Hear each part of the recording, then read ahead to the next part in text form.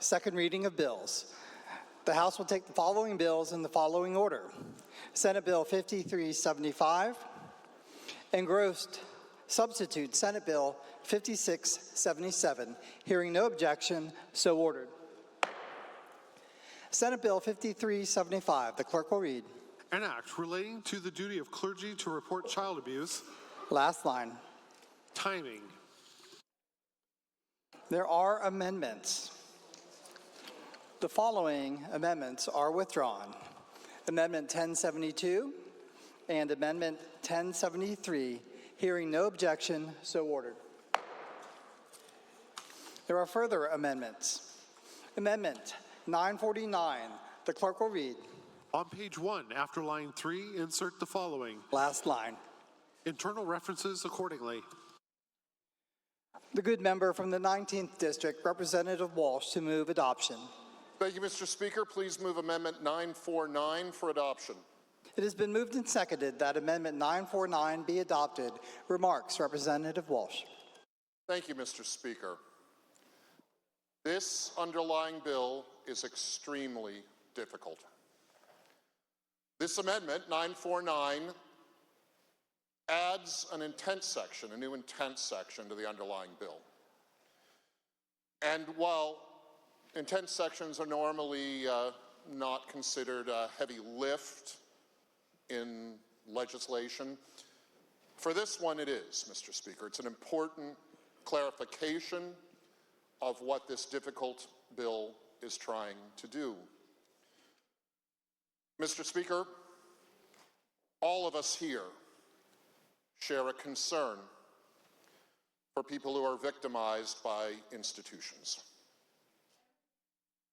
The difficulty of this bill, the underlying bill, is how we'll balance the rights and our duty to protect individual victims of abuse and mistreatment against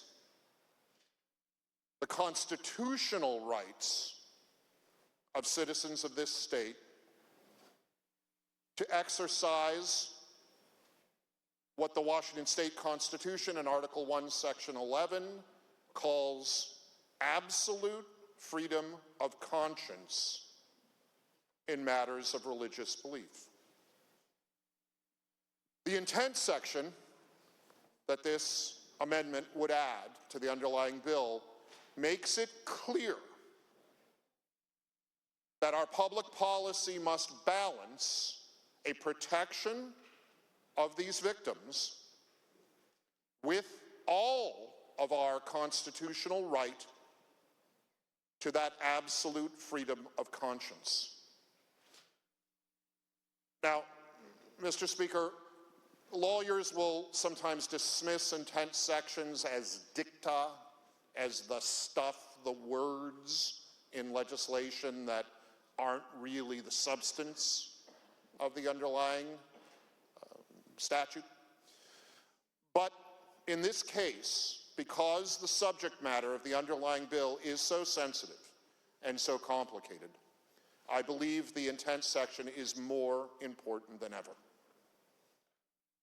This intent section sets the right balance for all that follows in the proposal and is essential, I believe, to a good public policy that balances these complicated interests. Please vote yes. Further remarks. The good member from the 49th District, Representative Stonier. Thank you, Mr. Speaker. Rising to ask you to turn this amendment down. In our state, the mandatory reporting statute already includes very clear declaration of purpose, and it applies uniformly across the board. Creating separate intent for certain individuals, like clergy, disrupts that consistency.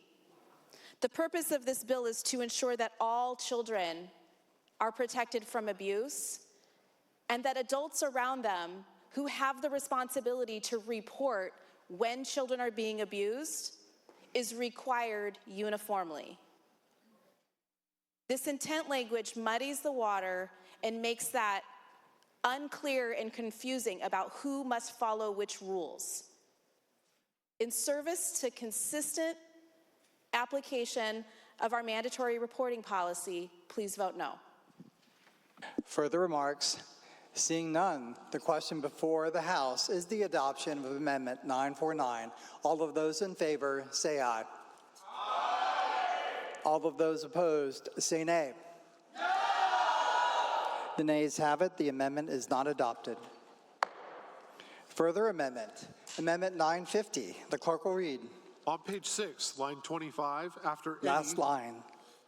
insert sub H. The good member from the 19th District, Representative Walsh, to move adoption. Thank you, Mr. Speaker. Please move Amendment 950 for adoption. It has been moved and seconded that Amendment 950 be adopted. Remarks? Thank you, Mr. Speaker. This amendment is substantive to the mechanics of the underlying proposal. It's an essential amendment, Mr. Speaker.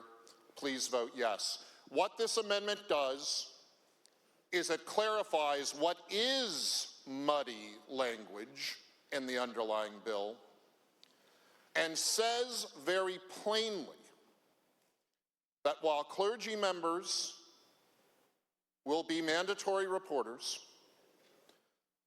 confidence is shared during penitential confession and similar long-established religious rituals will not be subject to the mandatory reporting requirements. They are exempt. Mr. Speaker, we have a long-established set of statutory recognitions of what we variously call penitential communication, sometimes called confession, sometimes called atonement. Different religions have different names for it. The concept is the same. A private, spiritual confession between an individual and a member of the clergy that is a trust relationship protected by Article 1, Section 11 of the state constitution that you may hear compared to the relationship between an attorney and a client or the relationship between spouses. The key component to this narrow exemption from the reporting requirements is the trust that exists between the penitent, the person confessing, and the clergy member receiving the confession. This is a trust relationship very much analogous to the trust relationship between an attorney and client and between spouses. Mr. Speaker, there is a public good in recognizing that trust relationship narrowly defined. And the public good is that sins may be identified and crimes may be noted, and that light will ultimately be shined in dark corners if that trust exists. Vote yes on the amendment, Mr. Speaker, and protect that sacred trust. Further remarks? The good member from the 21st District, Representative Ortiz-Self. Thank you, Mr. Speaker. Mr. Speaker, as a mental health counselor, as a school counselor, as a clinical director, the first thing I tell my clients when I see them is that everything they say to me will be held in confidence to build that trust that the good gentleman just talked about. The second thing I tell them is accept if there's harm to self or others. If anyone is harming you or you are harming anyone else, I am a mandatory reporter and I must report it. Mr. Speaker, the good news is that I'm upfront with them and they still trust me. We still build that relationship. We still work together. They move on to tell me things, including when they are being harmed, and lots of times because they know I'm going to do something about it. Mr. Speaker, we heard in committee the horrific stories that have happened to our young people. We heard them from grown women and men who are telling us what happened to them as children when they trusted someone, believing that they were going to do something about it, and nothing happened. This amendment will gut the bill in that it will give a big loophole to some to be able to continue to hide and not act on the behalf of our children. Mr. Speaker, religious freedom cannot be a substitute for protecting our children. Please vote no. Further remarks? Seeing none, the question before the House is the adoption of Amendment 950. All of those in favor, say aye. All of those opposed, say nay. The nays have it. The amendment is not adopted. Further amendment. Amendment 953. The clerk will read. On page 6, line 25, after any, Last strike, line. insert sub H. The good member from the 39th District, Representative Eslick, to move adoption. Yes, Mr. Speaker, please move Amendment 953. It has been moved and seconded that Amendment 953 be adopted. Remarks? Mr. Speaker, this amendment mirrors the Senate bill in 2024. I think it's important that I read it word for word. May I read, Mr. Speaker? Please proceed. This narrows a requirement for members of the clergy to report child abuse and neglect to exclude information that a member of the clergy obtains in the member's professional character as a religious or spiritual advisor when the information is obtained solely in the context of the penitential communication from the mandated reporting requirement, provides examples of what is included and excluded in a penitential communication, and requires a member of the clergy to warn the Department of Children, Youth, and Families or law enforcement when there are reasonable cause to believe that a child is at imminent risk of being abused or neglected, even if that belief is informed by information obtained in part as a result of a penitential communication. The reason it's important to read this is because this bill last year passed by the Senate, passed by everyone in the Senate. And if this was good enough then, it should be good enough today. Please vote yes on this amendment. Thank you. The Speaker would remind members, please do not refer to the other body by its name. Further remarks, the good member from the 26th District, Representative Richards. Thank you very much, Mr. Speaker, and respectfully rising in dissent to ask for a no on this amendment. As a person of faith celebrating Good Friday and Easter next week, I understand this is a very difficult issue for so many here. I'm also a lawyer who's represented survivors of domestic and sexual abuse. And what this bill is, what this amendment does is capture the penitential relationship, but what the underlying bill is meant to do is capture those who are abusing children. And we absolutely have to prioritize doing that. We absolutely have to make sure that we're not waiting around to protect our kids from abuse. And so this amendment further complicates the ability to do that. We all have to step up at this moment in time to make sure that we're doing all we can to protect our kids from abuse. And I respectfully, again, ask for a no. Thank you. Further remarks, Representative Defoe. Thank you, Mr. Speaker. My heart goes out to any child in this state, in this country, in this world who has been a victim of sexual or any kind of abuse. That is a high priority of mine to root that out and eliminate it to the extent of my power.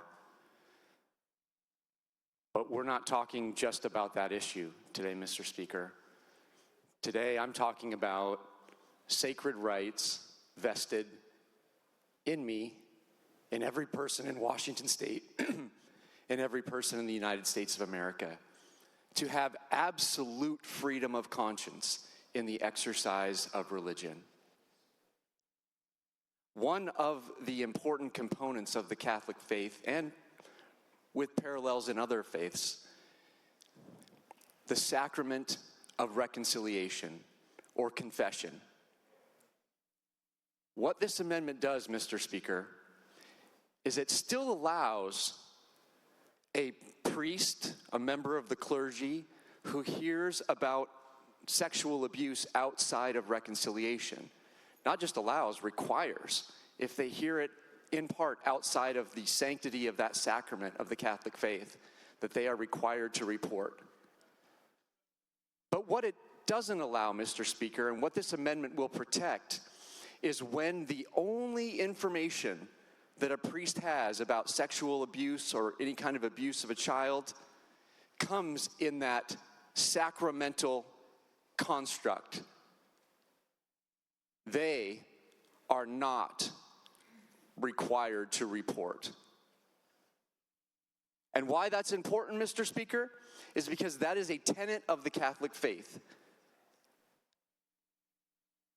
Not only is it a tenet of the Catholic faith, Mr. Speaker, there are good reasons behind why it is that way. Because we want folks who have committed harm, who have wronged people, to confess their sins and penance. Engage in penance, make it right. In order to elicit that information, in order to help these people who have committed some of the worst sins imaginable, we have to allow this religious activity that is defined and protected by God, the U.S. Constitution, and the state constitution as a right above a counselor, as a right above our authority, my authority here as a state legislator. We have to defend the oaths. I have to defend the oath that I took. This amendment will allow me to do that, Mr. Speaker. Please accept the amendment. Further remarks? The good member from the 19th District, Representative Walsh. This is an important amendment, Mr. Speaker. This is a well-worked amendment. In previous considerations of this policy point, this was considered a bipartisan improvement to the underlying proposal. Mr. Speaker, this does allow the larger goals of the underlying policy to take effect while protecting the confessional seal of penitential communication. These are important terms, Mr. Speaker, because when it comes to the constitutional right in Article 1, Section 11, to absolute freedom of conscience, stepping up to do something doesn't meet the mark. Mr. Speaker, as you well know, our state constitution's description of that absolute freedom of conscience is unique among state documents, state constitutions. It is the broadest and deepest protection of the practice of religion, in my opinion, in American law.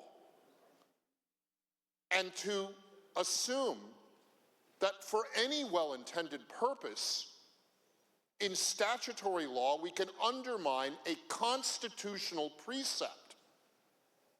Well, Mr. Speaker, it violates our very notions of what lawful order is. This amendment squares the circle, Mr. Speaker. This amendment makes the large goals of the underlying proposal work and respects the confessional seal. It is so important to accept this amendment, Mr. Speaker. This will move some no's to yeses, but more importantly, it synchronizes the divergent interests in our law, in our policy, that are in conflict with each other in the underlying proposal without this amendment. This is a good opportunity to fix this, Mr. Speaker. Please vote yes. Further remarks? The good member from the 49th District, Representative Stonier. Thank you, Mr. Speaker. Rising in opposition to this amendment, you have heard the sentiment that many of the speakers carry, which is that this is a difficult topic and a difficult navigation to justice. As a survivor of childhood sexual abuse and of a woman of faith who went through the sacraments in my Catholic church,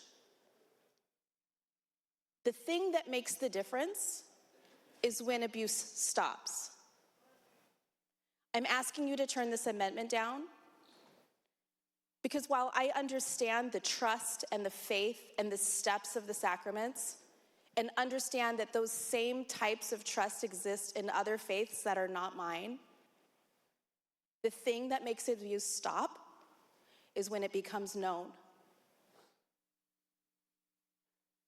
Please vote no. Further remarks, the good member from the 13th District, Representative Dent. Thank you, Mr. Speaker. I honestly can't think of anything more heinous than these crimes on children. Whether it's sexual abuse, physical abuse, emotional abuse, this stuff just tears me apart. And I want to get to a yes on this bill. I do. And the first part of this amendment, which makes the member of the clergy a mandatory reporter, boy, I love that. I think that's just incredible. But the second part, which is concerning me, is where it says, may I read, Mr. Speaker? Please proceed. Except for members of the clergy.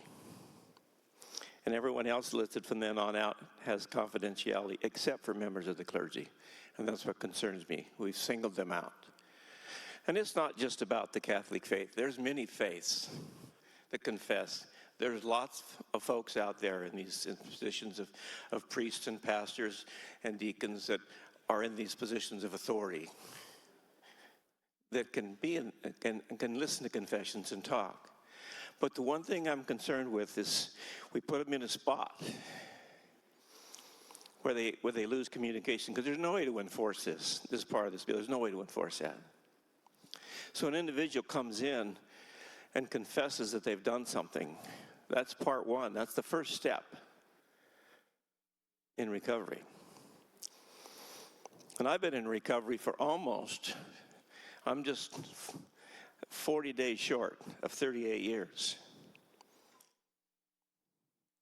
The first step was to admit, and that's what started me down that path. And that's what I'm afraid we're going to lose if we put it to where they're afraid to go in and talk to the clergy, their pastor, their deacon, their priest, whatever. And then nothing changes. And if this amendment will make this bill really work, it will make it whole, make it solid, and I wouldn't be surprised if we wouldn't walk out here. It won't be unanimous, but we could be close. So, Mr. Speaker, I'm asking you to please vote for this amendment. Thank you. Further remarks? Seeing none, the question before the House is the adoption of Amendment 953. All of those in favor, say aye. Aye. All of those opposed, say nay. No! The nays have it. The amendment is not adopted. Further amendment, Amendment 1000. The clerk will read. On page 6, line 25, after any Last line. insert sub H. The good member from the 7th District, Representative Abel. Thank you, Mr. Speaker. I move Amendment 1000 for adoption. It has been moved and seconded that Amendment 1000 be adopted. Remarks, Representative Abel. Thank you, Mr. Speaker. The effect of this proposed amendment is that it would treat the communications at issue in this bill as equivalent to attorney-client communications and provide that such communications will be treated according to the rules of professional conduct that govern legal professionals, also called the RPCs. So what I'd like to do for a moment, Mr. Speaker, is talk a little bit about my background that I bring to this issue in this amendment, and then a few reasons why I would ask that the amendment be supported.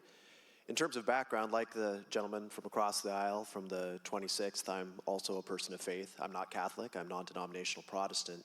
But I think it's important to recognize that these types of communications implicate more than just adherence to the Catholic faith, and that this type of communication is protected across a variety of faiths.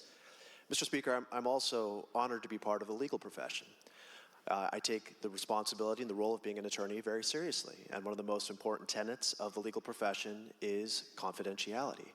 And so I believe that this amendment would significantly improve the underlying bill for a few reasons. First, Mr. Speaker, I believe wholeheartedly that you and I absolutely want to protect innocent children. I completely believe that. Secondly, I also believe, Mr. Speaker, that you and I share a deep desire and to strengthen and protect religious freedom. So with those two thoughts in mind, a few things about this amendment. First, our society has long recognized the value of protecting certain communications. We see that with attorney-client communications, and we've seen that historically with these types of clergy-penitent relations that we're talking about here. Somebody comes to an attorney and will often tell the attorney things that they wouldn't tell anybody else because they are seeking help. They're seeking help in navigating the legal landscape. They're afraid about a judgment that may impact their life. Similarly, Mr. Speaker, someone may go to a religious authority figure and talk about things that they wouldn't tell anybody else because they're seeking help, Mr. Speaker. They're not afraid of potentially a judgment that may land them behind bars. They're afraid about judgment for their soul. And our society has recognized that there is value in protecting these limited communications. That's really what we're talking about here, Mr. Speaker. The next piece is we have heard that potential amendments to this bill will introduce confusion. Well, Mr. Speaker, I have some good news. The rules of professional conduct are among the most thorough and comprehensive rules dealing with confidential communications that exist out there. And among the other things that they do is that they do not protect communications that indicate that a future crime will be committed. So they would protect against past behavior, but not protect against future behavior. So this amendment would protect children. It would protect the traditional types of communications that our society has historically recognized, and I ask it to be adopted. Thank you, Mr. Speaker. Further remarks. The good member from the 3rd District, Representative Hill. Thank you, Mr. Speaker. I am asking for a no vote on this amendment. I am also a practicing attorney, and so I think it's really important that you and I appreciate the difference between being a member of clergy and practicing law. Attorneys are not mandatory reporters, and we have different requirements, ethical rules, guidelines, you could call them guardrails, that are put in place that limit what we can do. I'm also a member of the committee, Early Learning Human Service, that was able to hear from folks across our state on this issue. And it was very impactful. We had some young folks there, and we know that these impacts are most critical in terms of how they've impacted the victim, but they also impact generations and families who've also experienced the trauma from these incidents. When these things do get reported, Mr. Speaker, we're not asking that those communications be disclosed. Those are still privileged, but we are asking for any mandatory reporter to do the right thing. So while I do appreciate aligning with other professional standards and the protections that we have in law for certain communications, we shouldn't hold clergy to a lesser standard. If I violate the rules, I lose my license, Mr. Speaker, as you know. This amendment would prioritize secrecy over a child's safety. What mandatory reporting does is it stops harm. If I could also, Mr. Speaker, read from the Washington State Constitution. Please proceed if relevant. We've heard, or Mr. Speaker, you and I are familiar, I hope, with Article 1, Section 11, religious freedom. And I want to read the whole first part. Absolute freedom of consciousness, I'll start over. Absolute freedom of conscience in all matters of religious sentiment, belief, and worship shall be guaranteed to every individual, and no one shall be molested or disturbed in person or property on account of religion. But, and Mr. Speaker, this is a really important but for this amendment, but the liberty of conscience hereby secured shall not be so construed as to excuse acts of licentiousness or justify practices inconsistent with the peace and safety of the state. And so, Mr. Speaker, I ask that we vote no on this amendment so that we can protect children no matter what. And we need to make sure that we treat all religions the same and not make exceptions based on the practices and beliefs of a specific religion. Further remarks, Representative Defoe. Thank you, Mr. Speaker. I'll say again, I don't disagree with. I mean, we're talking about a horrific activity that is in the underlying bill with the abuse of a child. Inexcusable, no excuses. Sad, tragic. But that's not what this bill's about, Mr. Speaker. This bill, in particular this amendment, will fix something that's very problematic with the underlying bill. Right now, all the arguments that I have heard on this floor about reporting child abuse at any cost should apply to attorney-client relationships and communications, if that's how we're going to proceed here tonight. If the argument is, if a child is abused and somebody knows about it, it must be reported because that is the highest mandate of the state, the highest priority of the state, above any kind of privilege. We've got to stop that at all costs. But that's not what we do. That's not what the Washington state law says. It carves out certain exceptions based on other considerations. The good lady who spoke before me from the 3rd District talked about one of them, and this amendment talks about one of them, and that is attorney-client privilege relating to past activity that has been conducted. The state of Washington, the United States of America, have determined that there is such an important relationship there, and that an individual has a right to a full and complete confidential defense, that we allow attorneys to not be mandatory reporters because we want to further that goal. We want to further that trust, that absolute protection. Mr. Speaker, I advance that that is a lesser consideration because than an attorney, than a priest penitent privilege, because that is not protected in the Washington State Constitution in the same way that freedom of religion is protected in the Washington State Constitution.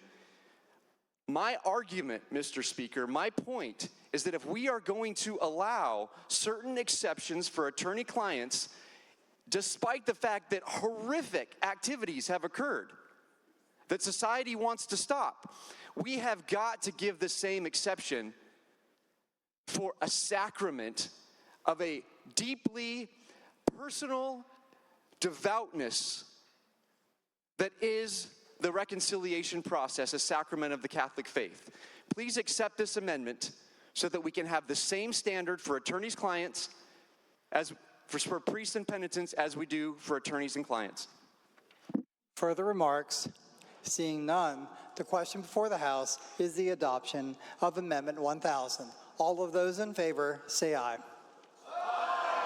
All of those opposed say nay. The nays have it. The amendment is not adopted. Further amendment, Amendment 1092. The clerk will read. On page 6, line 25, after any, strike. Last line. Insert sub H. The good member from the 15th District, Representative Defoe, to move the amendment. Thank you, Representative Stearns. I move Amendment 1092.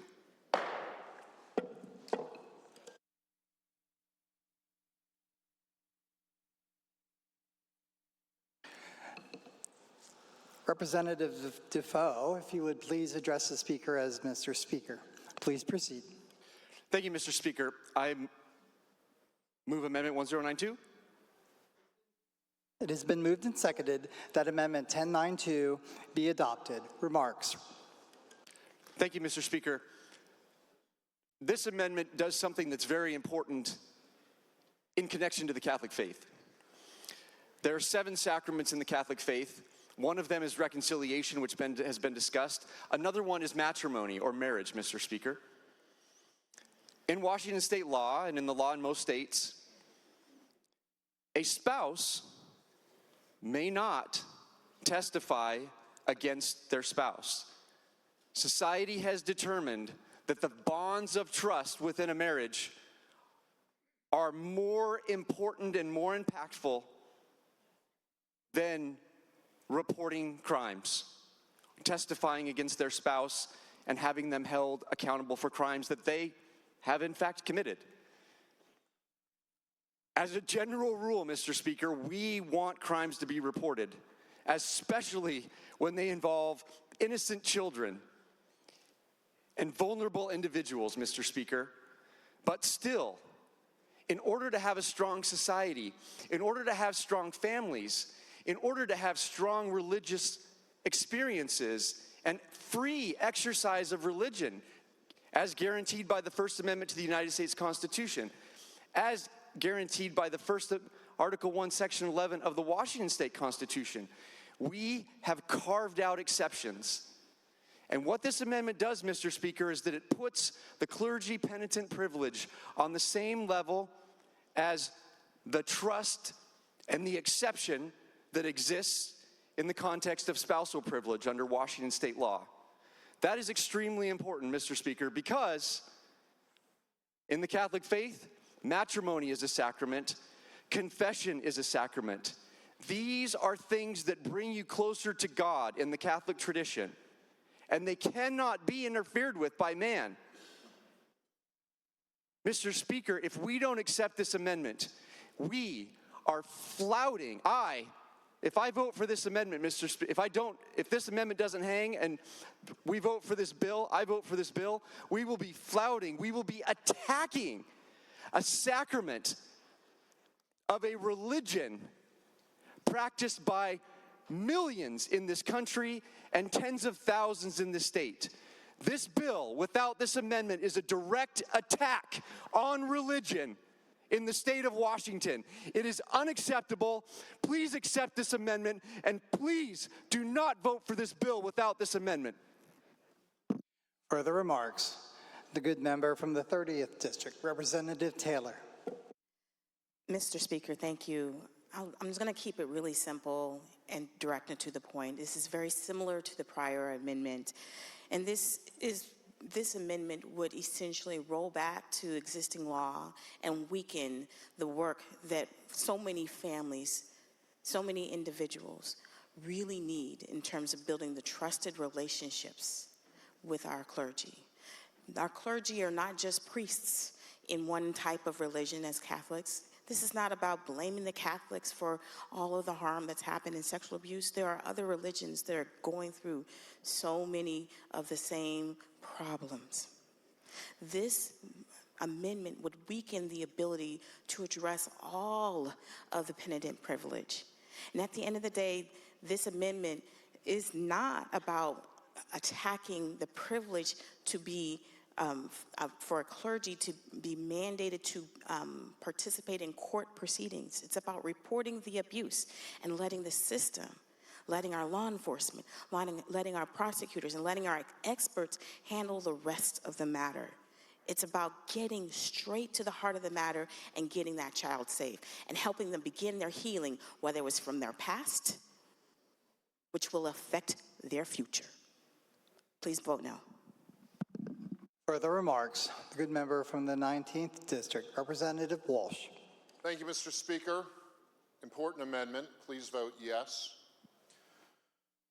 Mr. Speaker, this amendment, as has been mentioned, like the amendment before it, creates a consistency in the law. It treats the confessional, penitential communication between a clergyman and a clergy member and a penitent in the same way that the law treats spousal communication. And yes, it is structurally similar to the previous amendment, which treated the clergy penitent communication like attorney-client privilege. Why is it important, Mr. Speaker, that we do this? Why is it important that we make this consistency in the law where the underlying bill would make inconsistency? Why is it that we will treat the clergy-penitent relationship not less than these other standards, but to the same level as these other standards?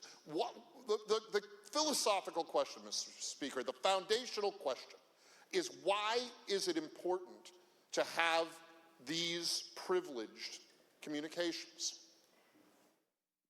There is an external good to this, Mr. Speaker, at the cost of smaller, other, many interests. The public good in recognizing the foundational trust in these specifically identified types of communication is to create us that system, that very system that we've heard about, that encourages the truth finally to be spoken, that encourages the light to be shined on to the dark corners of our culture, to the dark corners of the human soul. We make a decision as a lawful society to allow these privileges, these privileged communications. And if we begin to undermine them, if we begin to undermine the sacred trust that goes in to spousal trust, to attorney-client trust, and yes, to clergy-penitent trust, we are unraveling the very system that delivers justice. Please vote yes on this amendment. Further remarks? Seeing none, the question before the House is the adoption of Amendment 1092. All those in favor say aye. Aye. All of those opposed say nay. No. The nays have it. The amendment is not adopted. Further amendment, Amendment 951. The clerk will read. On page 16, after line 2, insert the following. Last line. Data dashboard published by the department.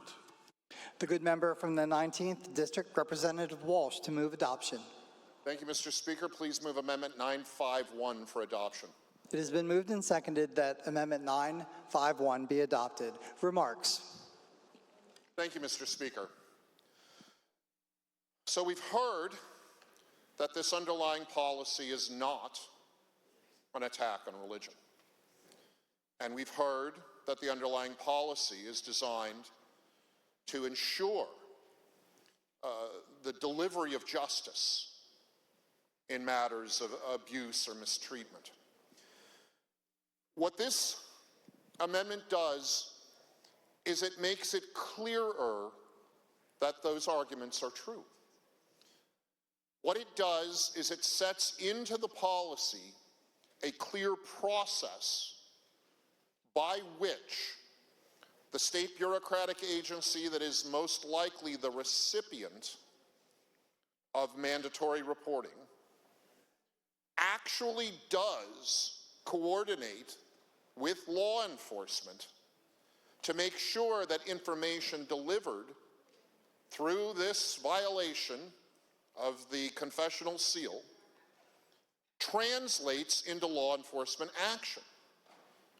Mr. Speaker, this amendment is important because we must show that the violation of that absolute freedom of conscience guaranteed by the state constitution is in fact made for the enforcement of our laws and not made as an attack on religion. So this is a mechanical amendment, Mr. Speaker, but it clarifies the process by which, having broken the confessional seal, the information disclosed under a mandatory reporting requirement will be used to enforce the law. Please vote yes. Further remarks? The good member from the 38th District, Representative Cortez. Thank you, Mr. Speaker. Asking respectfully for a no on this amendment today. I work closely with DCYF during my day job and during professionally here in the legislature. And this amendment is too broad. It can hinder DCYF's work with law enforcement, Mr. Speaker. Requiring all information to be de-identified would restrict the agency's ability to work and support the people that they need to work and support with in real time. DCYF already has the ability to gather and share this data This amendment would create duplicative reporting and cause confusion. Mr. Speaker, I'm asking for a no on this amendment today to ensure that DCYF can continue to do the important work that they are meant to do. Thank you, Mr. Speaker. Further remarks? Seeing none, the question before the House is the adoption of Amendment 951. All of those in favor say aye. Aye. All of those opposed say nay. No.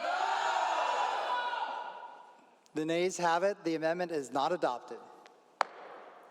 Further amendment, Amendment 952. The clerk will read. On page 16, after line 2, Last insert line. the following: sexual abuse. The good member from the 19th District, Representative Walsh, to move adoption. Thank you, Mr. Speaker. Please move Amendment 952 for adoption.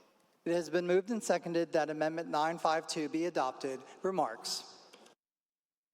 Mr. Speaker, we have heard that we need to hold all people involved in circumstances like those considered by the underlying policy to the same standard. And that is what this amendment does. If our state bureaucratic agencies are going to become the recipient of information, of confidences made within penitential communication, within the confessional seal, if we're going to break that ritual, then the people who receive the information at the bureaucratic agency must be trained and educated to a standard at which they can understand the severity and the profundity and the heavy weight of the sort of information that will be reported past the broken confessional seal. It is a heavy burden, Mr. Speaker. It's a heavy burden that members of the clergy are trained for years, sometimes decades, to bear. And it is not exactly the same as information that the employees of the bureaucratic agency will traditionally know. They will need to be able to make informed and educated judgments about the type of information reported to them under this proposal. And what this amendment does is it sets a requirement that does hold them to the same standards of professional education and training in psychiatry and psychology and other relevant matters, maybe even a little bit spiritual, Mr. Speaker, because that's the kind of information that will be conveyed. Let's make sure that this confidential trust that's broken and the information spread through the break is handled effectively and properly. Please vote yes on this amendment. Further remarks? The good member from the 38th District, Representative Cortez. Thank you, Mr. Speaker. Again, asking for a no on this amendment. Although I appreciate the intent, this amendment adds confusion. Mr. Speaker, many volunteer settings already require background checks and training. Adding new systems without clarity could cause overlap and conflict. Furthermore, Mr. Speaker, psychological screening of volunteers is invasive and unnecessary. And it could even dissuade some good people from volunteering and supporting. Mr. Speaker, we're happy to work with the sponsor on future legislation, but this amendment goes too far and weakens support for kids, not strengthens it. And we want to strengthen support for kids. Please vote no on this amendment today. Further remarks? The good member from the 19th District, Representative Walsh. Thank you, Mr. Speaker. Please vote yes on the amendment. We are past invasiveness, Mr. Speaker. We are invading the confessional seal. Please vote yes on the amendment. Further remarks? Seeing none, the question before the House is the adoption of Amendment 952. All of those in favor say aye. Aye. All of those opposed say nay. No. The nays have it. The amendment is not adopted.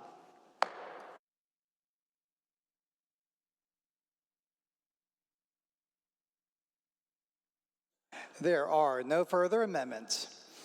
With the consent of the House, the rules will be suspended and Senate Bill 5375 will be advanced to third reading. Hearing no objection, so ordered.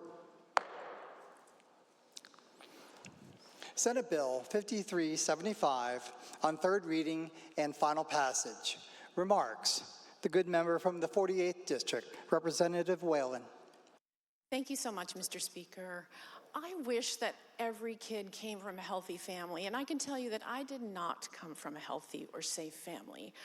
My brother and sister and I were not safe in our family, and in a perfect world, I would go and make every adult that interacts with a child a mandatory reporter of child abuse or suspected harm to children, because I think our most important responsibility is always to the most vulnerable among us. I think the numbers are pretty stunning. 1 in 4 girls and 1 in 13 boys in the United States is impacted by sexual abuse, and that's just sexual abuse. That's not other kinds of physical harm to children.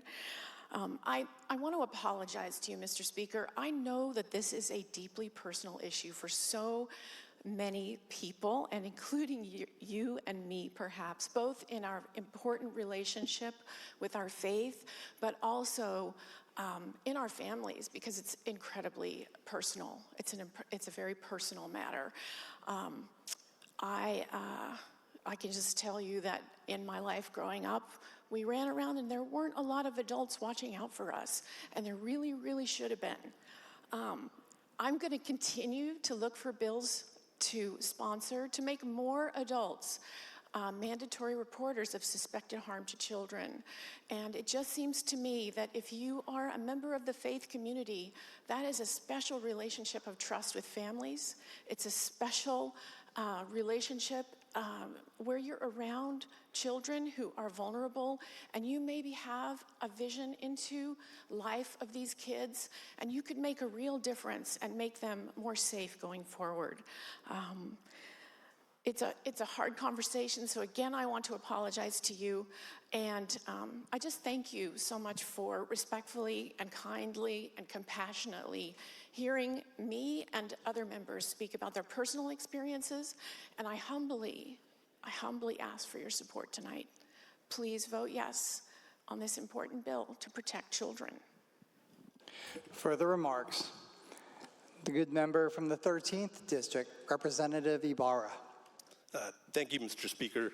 And I want to talk about my daughter, Micaela Natalia Ibarra, the most important person in my life. She's my daughter. I never want her ever harmed, and I would do everything that she doesn't get harmed. I think that folks in the Capitol, folks in the state feel the same as me. Their daughter, their son are the most important things in the world, and no harm should come to them. So let's start with that. And let's just say that this particular bill, in my opinion, in my particular religion, will not do much. I don't think it's going to help. I think it's not going to do much. I think those reporters are not, I just don't think it's going to help. But what we really want is for those kids to be safe, all of us. And I don't think this bill will do it. I just don't feel that it will do it. I don't think that people will come and report. And let me tell you about where I live in Central Washington. The population is about 50% Hispanic. And most of those Hispanics, probably got 75%, are from Mexico. I used to go down to Mexico, visit my grandmother and grandfather, and we'd go during the Christmas time. So we were in church probably 2-3 times a week. My mom, her sisters, my grandmother were in church every single day. And when they came home, they didn't tell us to do this and do that. They taught us the rules of the world. Be kind, be nice, no stealing, be kind to everybody, be the best person you can be, because that's what our church preaches. It doesn't preach to be a child abuser, to steal. That's not what it teaches. My church and my family and all those Hispanics that were part of that community were here to do what's best for all, not for child abuse, not for breaking the law. That's what our religion's all about. And I think that this particular bill, even though it's heartfelt that it's going to do something, I don't feel it will. I don't think it has enough teeth to do anything to support that. I want all child abuse people to be caught. I want them all to be caught, for every single one, but I don't think this bill will do it for us. I love my daughter. I never want anything ever to happen to her. And if this bill was to come up a little bit different, I would have said, yeah, let's pass it, but I don't think it will. I want my daughter safe, and I think everybody's daughters and sons want to be safe as well. And the moms and dads and grandmothers and grandfathers want what's best for their kids, and I don't think this bill will do it for us. Please vote no. Further remarks, the good member from the 40th District, Representative Rammel. Thank you, Mr. Speaker. Would you please excuse Representative Fye? The member is excused. Further remarks, the good member from the 4th District, Representative Chase. Thank you, Mr. Speaker. I was raised in a Catholic home, and so I have some familiarity with these processes and that faith. And the gentle lady from the 49th said, abuse doesn't stop until it becomes known. But it does become known in the confessional, in the Roman Catholic tradition. And, I put myself, like, when I was younger, I thought about maybe becoming a priest, so I would think about that. But if I had a penitent who was seeking to be confess his sins, his penance would be he would have to turn himself in if he was guilty of especially ongoing child molestation or something like that. But something that serious is considered a mortal sin. And he's there because he's thinking, well, maybe this is true. So he would be subject to eternal damnation if he did not get forgiveness for his sins. So I think there is an element of trust there. If there was that element of trust, he might never come in. And I think the priest would say, okay, you must turn yourself in. But there, it stops there. But also, he would get probably counseling for whatever his problem was that drove him to it. So, penance could be something, it depends on the degree of sin. It could be a bunch of prayers, it could be fasting, maybe he'll tell you to go on crusade. But I think that would be the right thing for a priest to do, because that would be to the greater glory of God. And I think he probably would comply, because, it's either you get your sins forgiven or you're facing the fires of hell forever. So I do believe that these things become known. There's that trust there that works better. And like the gentleman from the 13th said, it is part of a long tradition that has mostly worked for centuries now. But I do believe that your faith should influence government, but government should not influence your faith. Thank you. Further remarks, the good member from the 40th District, Representative Lekanoff. Good evening, Mr. Speaker. I stand with you today because you and I have both faced the historical trauma of Indian boarding schools that were run by religious institutes and governments across this nation. This is a deep and a heartfelt topic for me to share with you, Mr. Speaker, and for me to share with you that there are 15 Indian boarding schools that existed in Washington state. Mr. Speaker, this bill is important to me for protecting the children, for holding those people who we trusted with our children, who took our children, who stole our children from our Native American homes, only to find out that they were abused, only to find out that the silence was used, this sacred trust, to harm the children that look like you and look like me. Mr. Speaker, just a reminder for you and I, as we lived with this every day, the mission of these Indian boarding schools that were run by these various different religious faiths was to kill the Indian, to save the man. The silence of clergymen,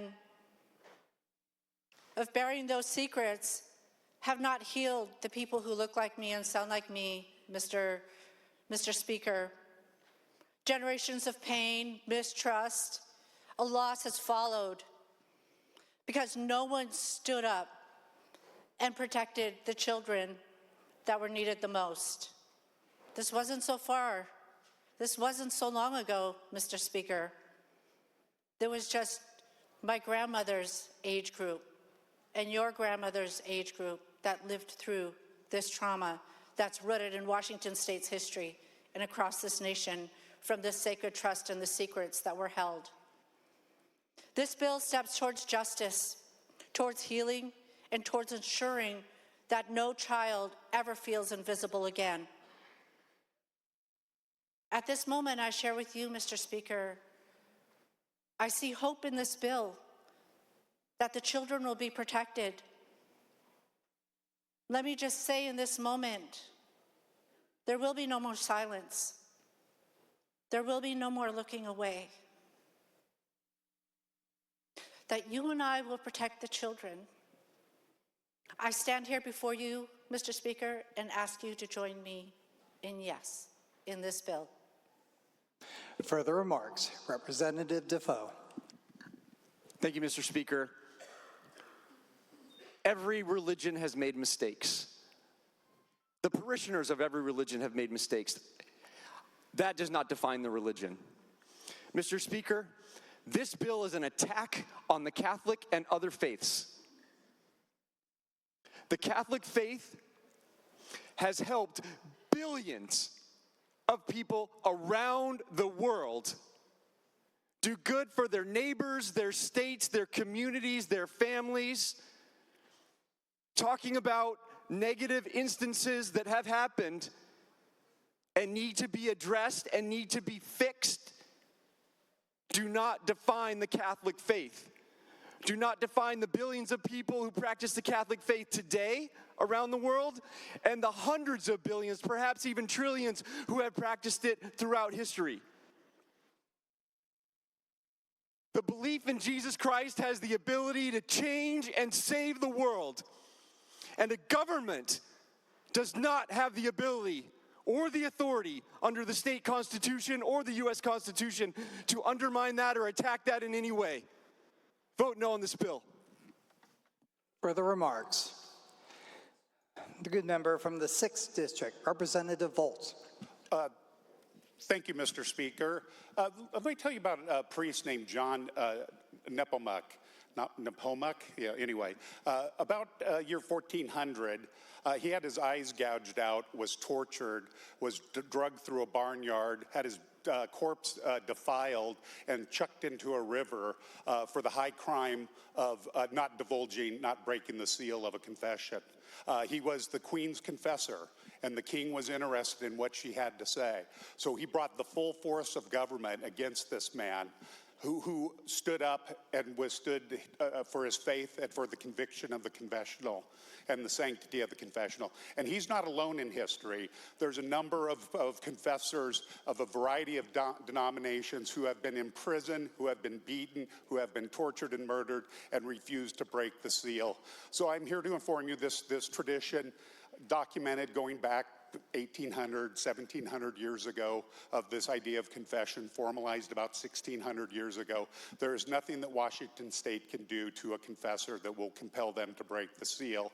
Unlike my profession as a CPA, architect, lawyers, if we violate our rules, we may lose our license, may get a fine.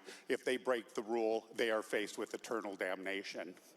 The other part I want to talk about that may have been overlooked in this is the victims, because the victims too go to confession. We focused on the perpetrators and those awful men, and they're predominantly men, but the victims go to confession because they're racked with unjustified guilt at times. And if you talk to confessors, they will tell you they hear far more confessions from the victims than they do the perpetrators, because these evil men do not seek God's grace, and the victims feel like they did something wrong, and they feel the only place they can go is to their church and to their confessor, and now that seal, that safe space is violated.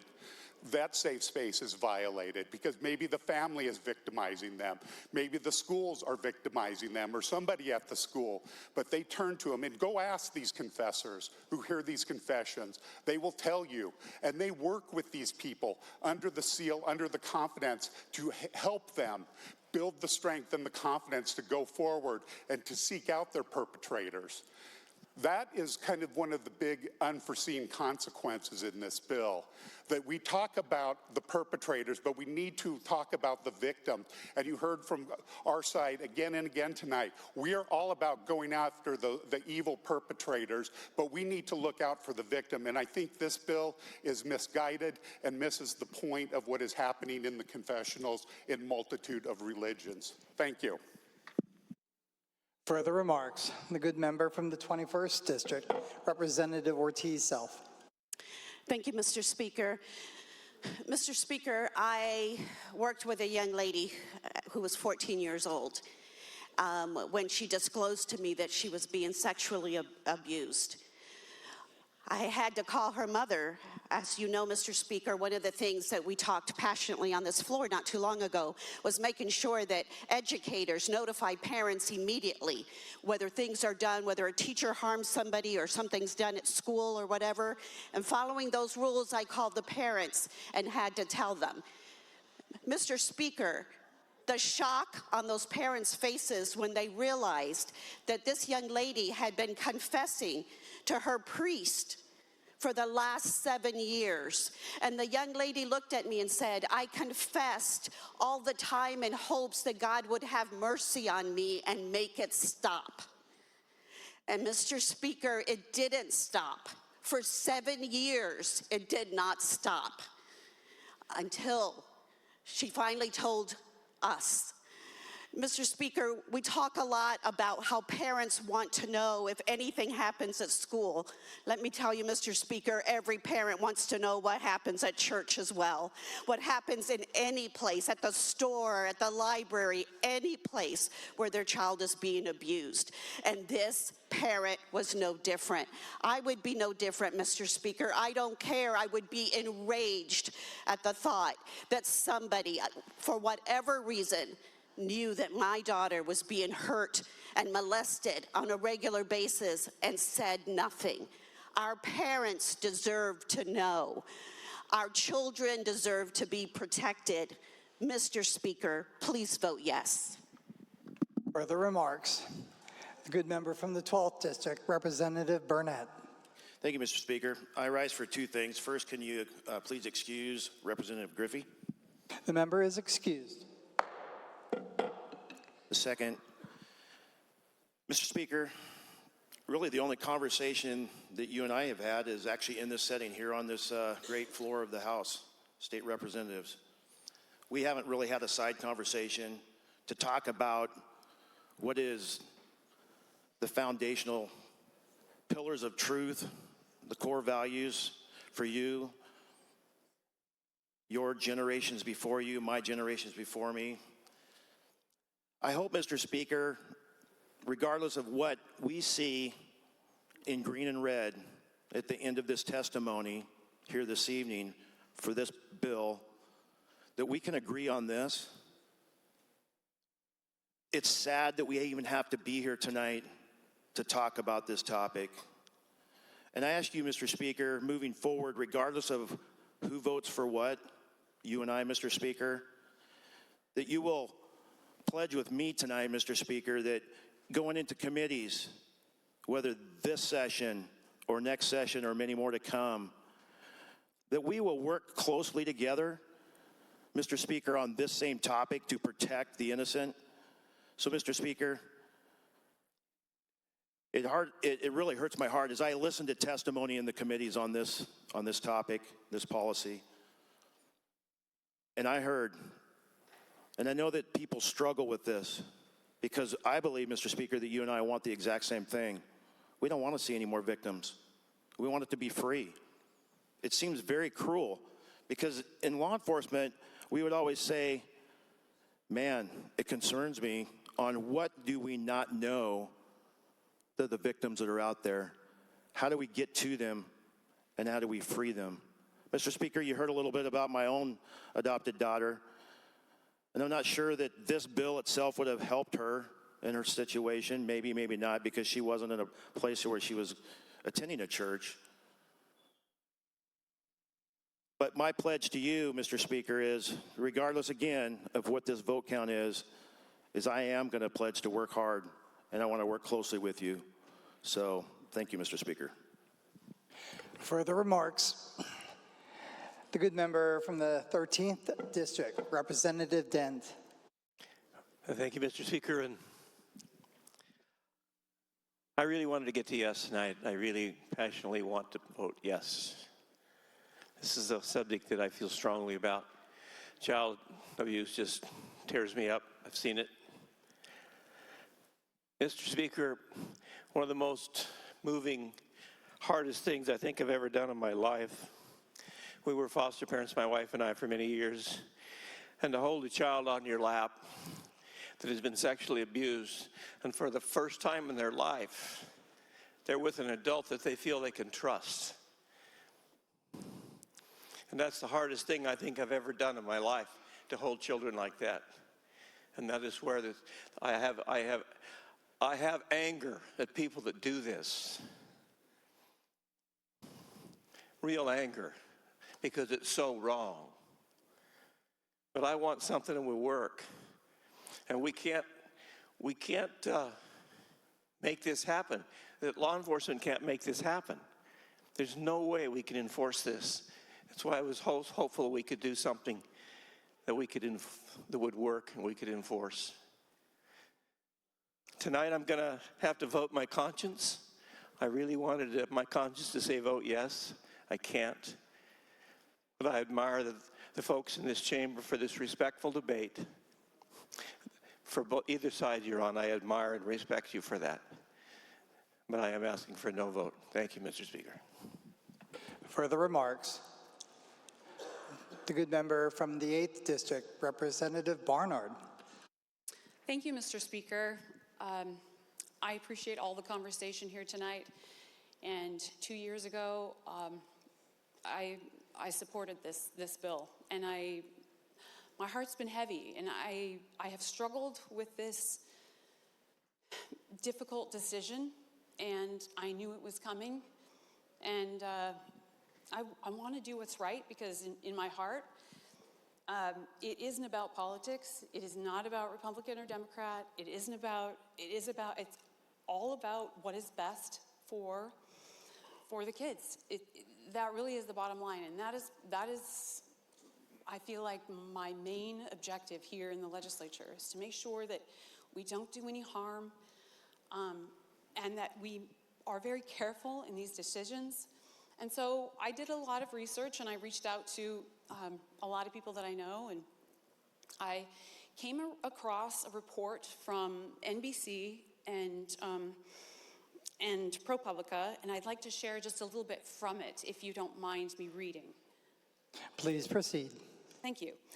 Well, first, I'll paraphrase by saying that there was a scandal in Pennsylvania that had to do involving unreported abuse, and the legislature, it was a knee-jerk reaction, but I would have done the same thing in trying to fix this issue and trying to protect those that were so grievously harmed. They passed, the legislators passed reforms that expanded the list of professionals required to report. And because of that, it says, a flood of unfounded reports followed, overwhelming the state and their child protection agencies. That vast expansion of child protection ensnared tens of thousands of innocent parents, disproportionately affecting families of color in poverty. While the unintended consequences and costly consequences are clear, there is no proof that these reforms helped in any way prevent the most serious of abuse. I feel like, we can't make assumptions. Kids are too important for us to make those kind of assumptions that this is what's best. Those reports overwhelmed the system, the Child Protective Services system, and we need to, privilege encourages communication. So if that privilege is gone, we no longer have that encouragement to communicate. That level of trust that I've had with my clergy in times of need, the things that I've gone to them for to receive their help and protection during the most difficult times of my life. So, thank you. The member's time has expired. Further remarks? The good member from the 7th District, Representative Abel. Thank you, Mr. Speaker. Mr. Speaker, rising in sad opposition to this bill, I'd like to talk about a couple of items that strike me about this proposed legislation. The first, Mr. Speaker, is that this legislation, if adopted, would make Washington an outlier among our sister states. Now, it's been argued by some that right now, without clergy being identified as mandatory reporters, that we're an outlier on one end. But according to the Children's Bureau, if we were to adopt the bills in front of the House now, we would join one of only 4 other states that identify clergy as mandatory reporters and include no exception for the privileged communications that were the subject of the amendment offered by the gentlelady from the 39th earlier tonight. So I think it's important to emphasize, Mr. Speaker, that if we go down the road of adopting this bill, we are taking our state out to an outlier among our sister states. The second item, Mr. Speaker, is that I am greatly concerned that this bill, far from shining light on abuse and far from protecting children, in fact, will drive these types of communications underground, and that no children will be protected as a result of this bill. And unfortunately, the individuals who are engaged in this type of behavior, rather than confide in a religious authority figure, will instead confide in no one and simply continue their horrific abuse. The third point, Mr. Speaker, is I have significant concerns that this creates really an irreconcilable conflict between the laws of our state and the canons of a number of different religious faiths. And it's already been articulated tonight, Mr. Speaker, that we're not talking just solely about the Catholic faith. I've mentioned earlier that I am not Catholic, but we're talking about other faiths as well. But the gentleman from the 6th District talked about what history shows, that when individuals are faced with a seemingly irreconcilable conflict between their personal faith and the edicts of the state, they will follow the commands of their conscience. In the French Revolution, heroes of the faith went to the guillotine singing hymns rather than bend the knee to the commands of the revolutionary government. That's not what the state we're in now, Mr. Speaker. We're not talking about tumbrils, but I am very concerned that this creates an irreconcilable conflict between the laws of this state, if this bill is adopted, and the commandments of various religious faiths out there. So, Mr. Speaker, I ask that this bill be voted down and that Washington instead adopt an amendment similar to what was offered earlier by the gentlelady from the 39th. Thank you, Mr. Speaker. Further remarks? The good member from the 39th District, Representative Eslick. Thank you, Mr. Speaker. It's been 8 years, and my very first speech started on this floor by saying, I was 5 and he was 16, and a friend of the family's. That was the first time that I'd spoke of my child abuse, sexual abuse, in public. The more I talk about it, the easier it is to talk about.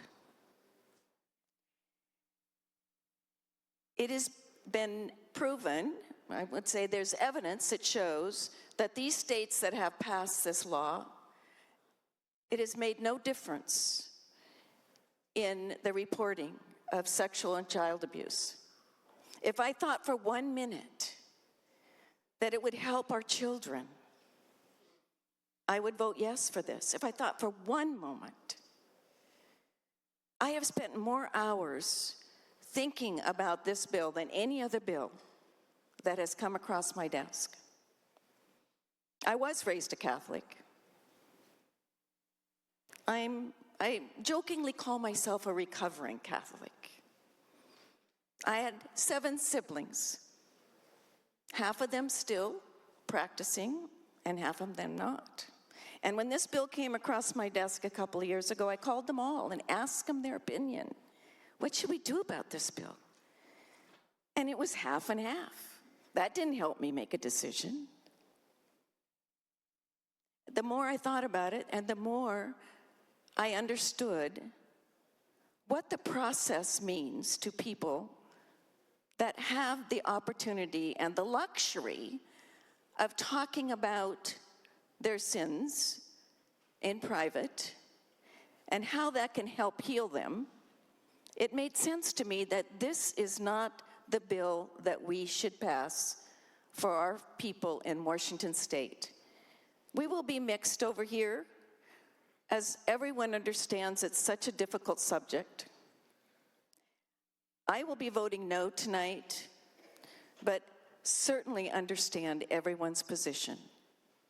I've never been a debater in my life, and you'll not ever hear me debate, and I don't try to change people's minds. I just know what's in my heart. Thank you, Mr. Speaker. Further remarks? Seeing none, the question before the House is final passage of Senate Bill 5375. The Speaker is about to start the roll call machine. The Speaker has started the roll call machine. Has every member voted? Representative Shavers, Representative Rule, Representative Hackney, how do you vote? Representative Hackney, how do you vote?